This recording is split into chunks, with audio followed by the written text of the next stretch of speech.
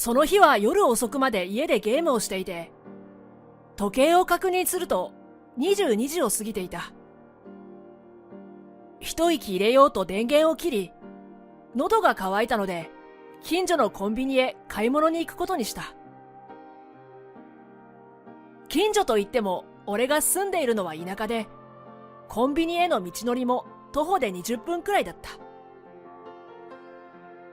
田舎道なので街灯も少なく、懐中電灯もない暗い道のりの中をゆっくり歩いていた。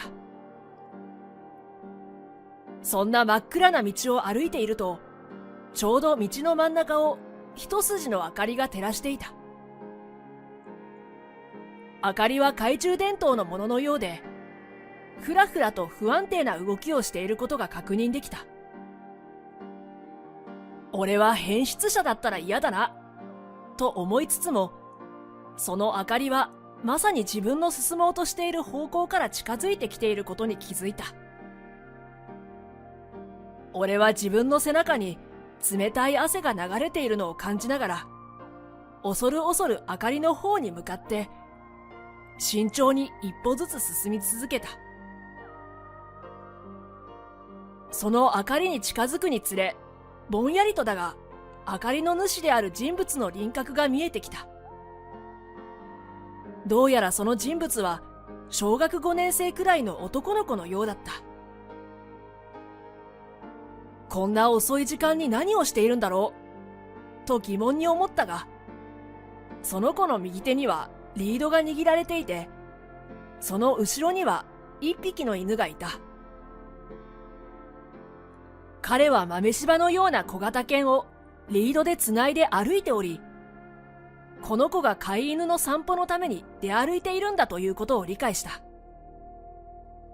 それにしても、こんな夜遅い時間に子供が一人で出歩いているのはやはりおかしい。何か事情でもあるのではと頭の中で考えた。男の子の表情が見える距離まで近づき、お互いに相手を認識したところで、俺はその子に「こんばんは」と声をかけてみた。ねえ君、こんな時間に一人で大丈夫？お父さんかお母さんは一緒じゃないの？俺がそう問いかけると、彼は静かに口を開きこう言った。いつもこの子の散歩は俺の役割なんだ。今日は帰りが遅かったからこの時間なんだ。そう言って自分の後ろをついてくる小さな犬を見ながら話してくれた。一応お母さんには連絡はしてあるよ。でもまだ迎えに来てないだけだよ。彼は心配をかけまいとしているのか。大丈夫と言っているが、それでも子供を置いて離れる気にはなれなかった。手には懐中電灯を持っているとはいえ、人通りの少ない暗い田舎道をこの子だけで歩かせるのはどうなんだろうと思っていた。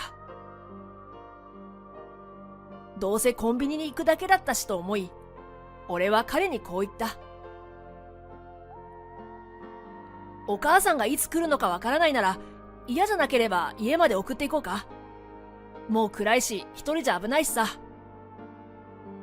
するとやはり彼も本当は心細かったようで、表情を明るくしてうなずいていた。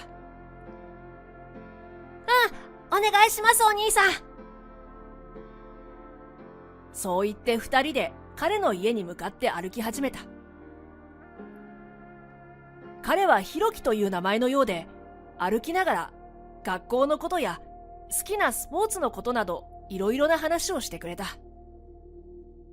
話の中でどうやら彼は俺が住んでいる家からそれほど遠くない場所に住んでいて、近くにあるコンビニのことも知っていた。彼もあまり人見知りしない性格のようで、なかなか人懐っこいこともあり、歩いている間は会話が途切れることなく盛り上がっていた。そんな調子でしばらく歩いたところで一軒の家に着き、それが彼の家の明かりだということを教えてもらった。玄関の方に目をやると、明かりの下に母親と思われる人物が立っているのが見えた。近くになっても動こうとする様子もなく、いるなら迎えに来てあげればいいのに。俺は少しムッとしながらも飲み込んだ。一応は近所ということもあるので、初対面の人にわざわざ喧嘩を売るようなことを避けたいし、今後のことを考えて何も言わないことにした。何も言わずに彼を門の入り口まで送り届け、ありがとという彼に挨拶を済ませて、母親に頭を下げようとしたその時だった。母親の方からこちらに近づいてきていたので、なんだ、挨拶はしてくれるんだなと思い、その場で足を止めた。しかしその母親の表情は想像とは違い、怒りに満ちたすごい形相をしていて、突然俺に向かって大声で怒鳴り始めたのだ。誰なんですか、あなたは。こんな時間にどうして息子と一緒にいるんですか？誰なの？一体息子に何の用なのよ。俺はお礼が欲しいためにこんな夜中に散歩中の子供を送り届けたわけではない。けれど自分の行いが人から非難されるようなことではないと胸を張って言える。俺は夜中の暗い道に子供が一人で歩くのは危ないからと思い、こうやって彼の家まで送ってきただけだ。そんなことくらい察しがつくだろう。一人でそう思いながらひろきの方を向いたが、彼は暗い顔をして俺から視線をそらしていた。いや、暗いだか子供一人は危ないと思って家まで送ろうと思っただけなんですけど、僕も近所に住んでいるし近いと思ったので。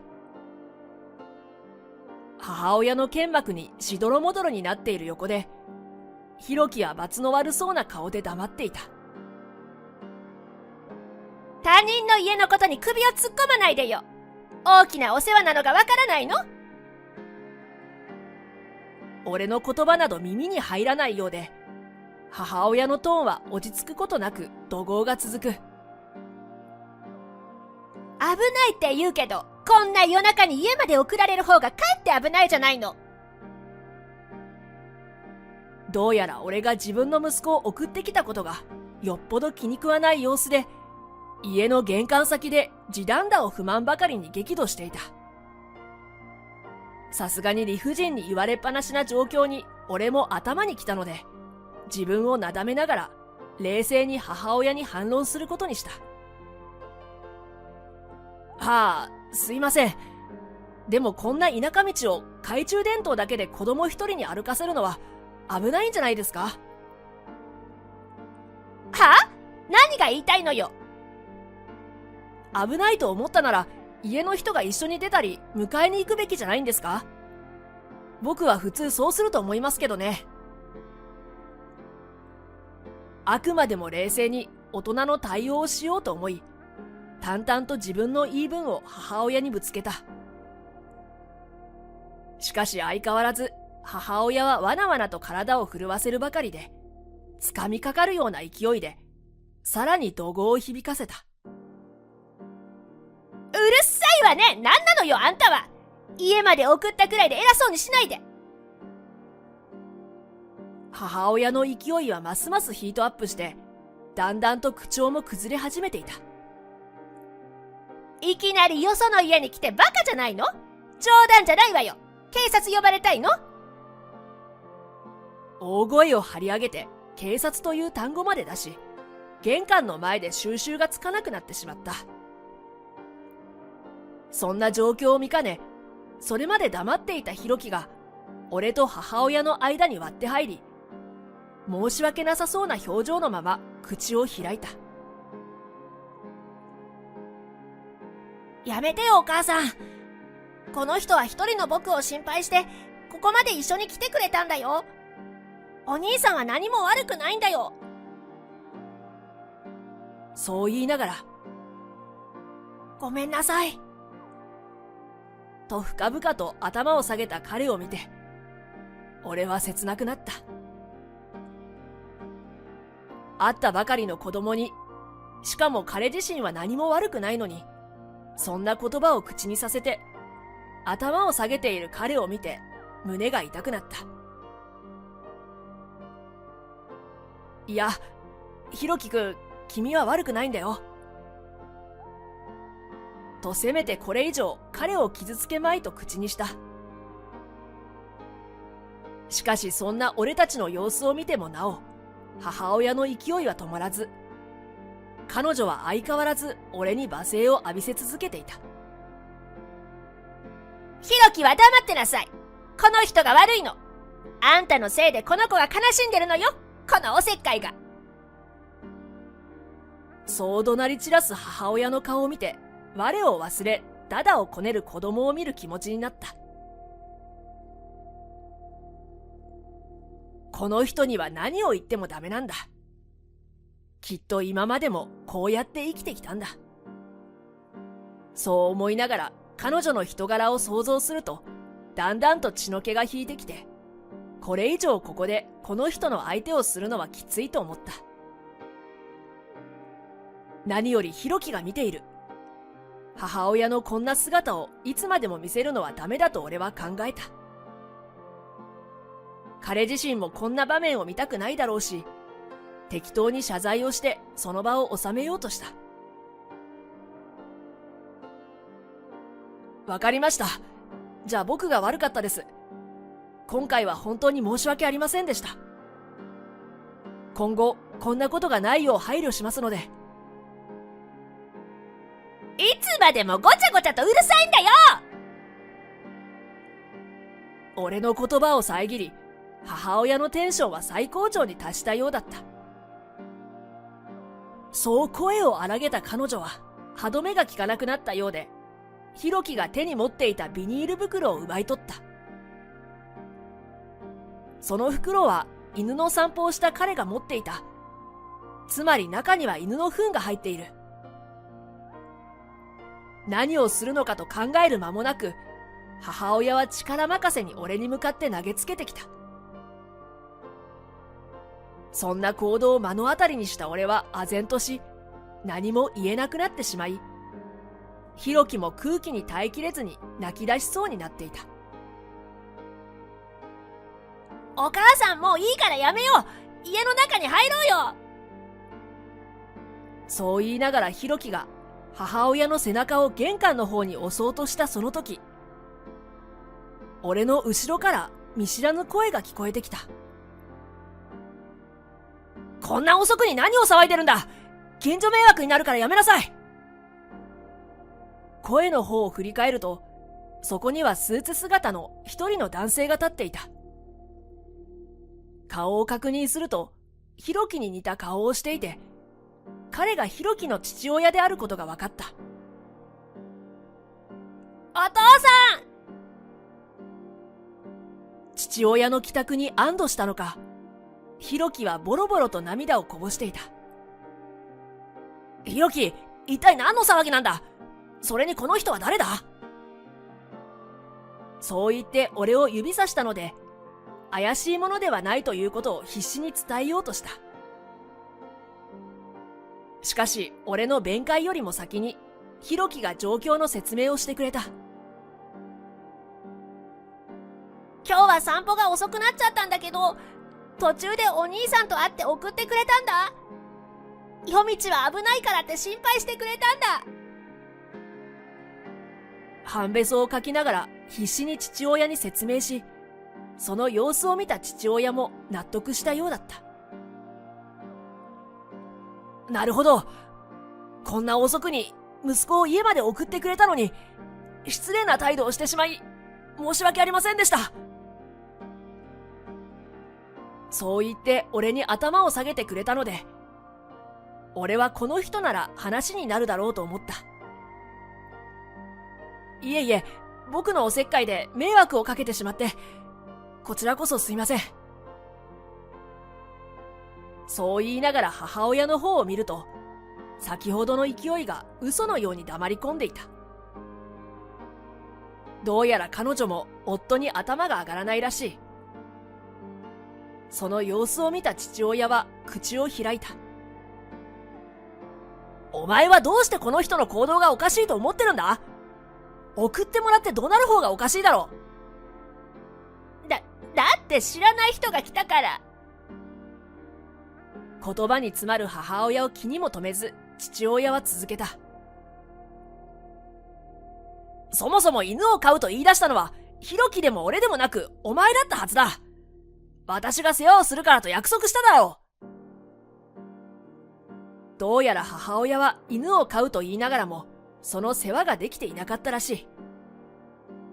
それを見かねたヒロキが、代わりとなって面倒を見ているのだということが、容易に想像ができてしまった。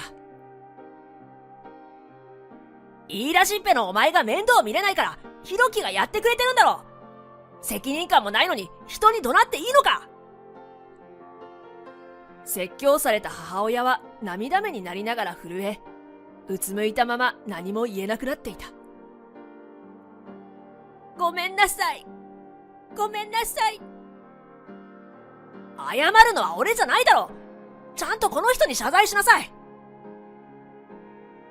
そう言われた母親は俺の方を向き直し、目は合わせなかったが深々と頭を下げた。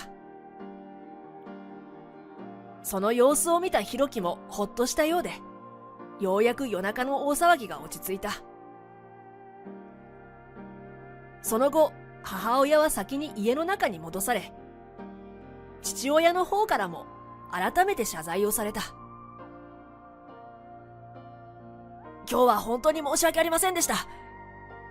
妻は幼稚で、私がいないところで何度も騒ぎを起こしているような人間なんです。そうなんですか。大変ですね。私は慣れているのですが、やはり子供には見せたくないですね。そう言いながら隣にいるヒロキの頭を撫で、ごめんなと声をかけていた。ご近所だということも聞きました。今後こんなことがないよう気をつけます。ヒロキのことありがとうございました。そうして父親とヒロキは一緒に頭を下げてお礼を言ってくれた。俺も頭を下げて家に帰ろうとしたとき、ヒロキが俺の袖を掴んで、ありがとうと泣いた後の赤い目で何度も言ってくれた。俺はヒロキの頭を撫でて、またねと二人に手を振った。帰り道、2時間足らずの出来事を振り返り、一人であの家族のことを考えていた。人の体験談やドラマで聞いたことはあったが、まさか自分の近所にあんな人間がいて、家族も手を焼いているとは思わなかった。結局今回の九段は、母親が暴言を吐くだけ吐いて、最後は子供に情けない姿を見せるという悲惨な結果で終わった。しかしそれでも、ヒロキは母親の扱い方を理解していて、父親も妻がああいう人間と割り切って面倒を見ているのだと思った。俺に頭を下げた時のヒロキの小さな背中が痛々しく見えたのを俺は忘れないと思う。彼は今後もあの家で母親の面倒を見ていくと考えると、心から不憫だと思ったが、きっと父親が彼を守ってくれると信じることにした。せめて今回の九段で近所にいると分かった俺に少しでも頼ってくれることを願いながら、俺は家に着いたのだった。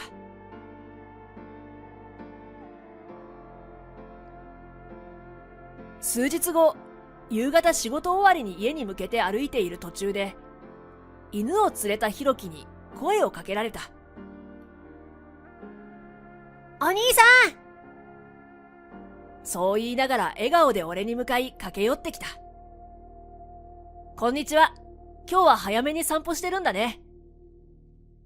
うん。でも最近はお母さんも散歩に連れて行ってくれるようになったんだ。今日は僕が一緒に歩きたい気分だったから。そっか。何はともあれ、ひろきくんが元気そうで安心したよ。ありがとう。また一緒に遊んでね。そう言うと大きく手を振って、ひろきは元気よく駆け出した。最後に見たのが泣き顔だったので、久々に会って笑顔が見れてよかった。きっとあの母親も少しは良くなっただろうと、少しの期待を込めながら、俺は小さなその背中を見送った。